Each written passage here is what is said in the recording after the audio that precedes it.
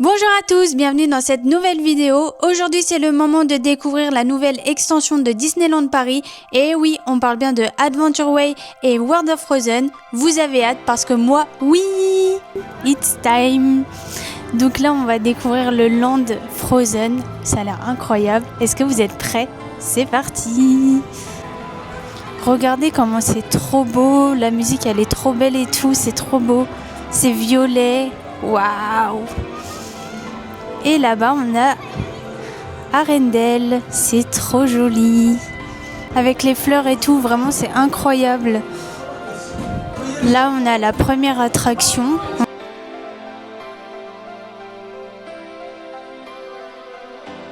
Donc voilà, c'est des petits bateaux comme ceci. C'est trop joli.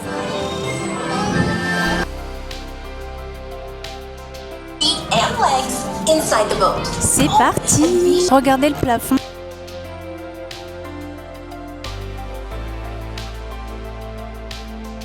Est-ce que je tourne le truc ou pas? Oula, non, ça tourne vite déjà. Non, mais c'est trop bien.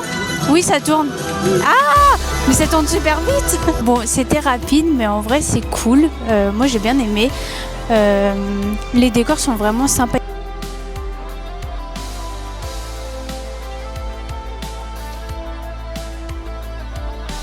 On est devant le lac, il est incroyable, il est trop beau. Regardez la beauté du lac.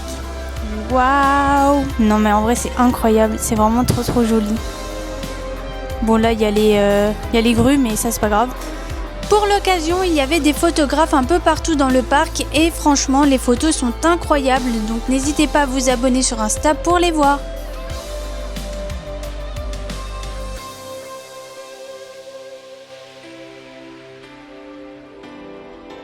Et voici le Land World of Frozen. Honnêtement, c'est magnifique. Le village d'Arendelle est si réaliste.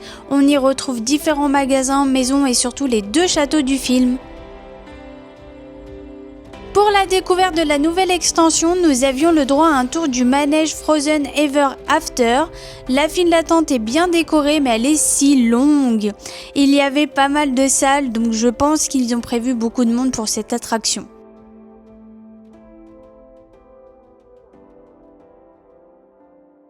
Pour l'attraction, on monte dans des bateaux comme Pirates des Caraïbes, on découvre plusieurs scènes avec des décors incroyables. Honnêtement, j'ai beaucoup aimé, l'attraction est très bien faite et les animatroniques sont top, donc belle découverte.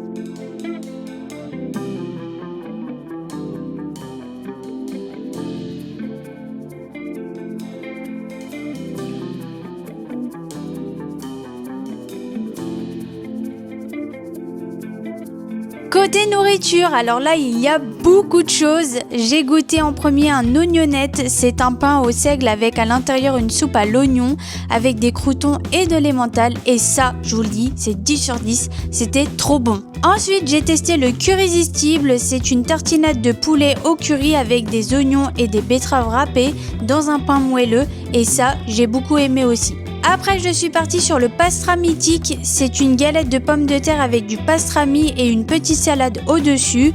Je trouve que c'était pas pratique à manger, ça reste bon, mais c'est celui que j'ai le moins aimé. Pour le dessert, j'ai pris un chou de réponse avec de la glace à l'intérieur et ça, c'était délicieux aussi.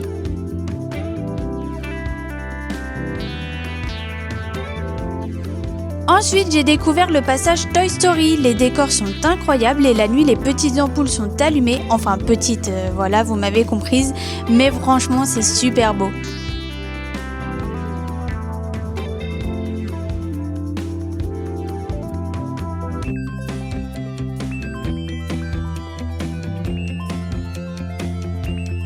Durant la journée, il y avait pas mal d'animations comme Réponse qui danse avec des musiciens ou encore un spectacle sur l'eau avec les personnages de la Reine des Neiges et aussi la fanfare de Minnie.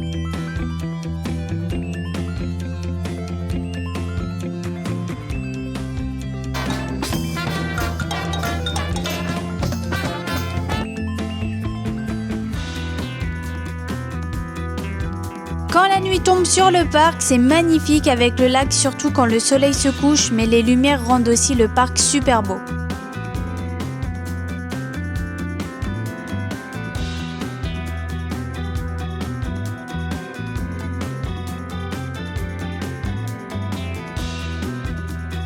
Dans la nouvelle extension, il y a 2 restaurants, le Nordic Crown Tavern et le Regal View où se trouve également un lounge. J'ai testé le lounge, on a pris 2 mocktails qui étaient délicieux mais je trouve que c'est un peu cher. Le mocktail était à 14 € mais c'était une très belle expérience.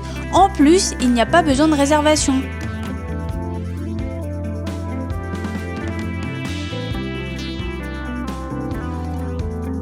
Pour manger, on est retourné dans le Land Frozen au Nordic Crown Tavern. Là, vous avez différents menus aux alentours de 20 €. Moi, j'ai pris le saumon avec l'écrasé de pommes de terre et légumes et en dessert un flocon au chocolat blanc et un cerf aux fruits rouges. Et franchement, j'ai bien aimé.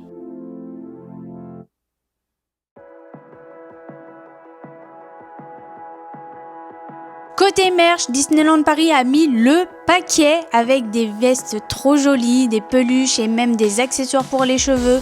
Vous avez même un Olaf en plastique et interactif à mettre sur l'épaule. Le soir, il y a un spectacle sur le lac avec des projections, des jets d'eau, des feux d'artifice et des drones et franchement, il est superbe. J'ai vraiment beaucoup aimé, c'était incroyable.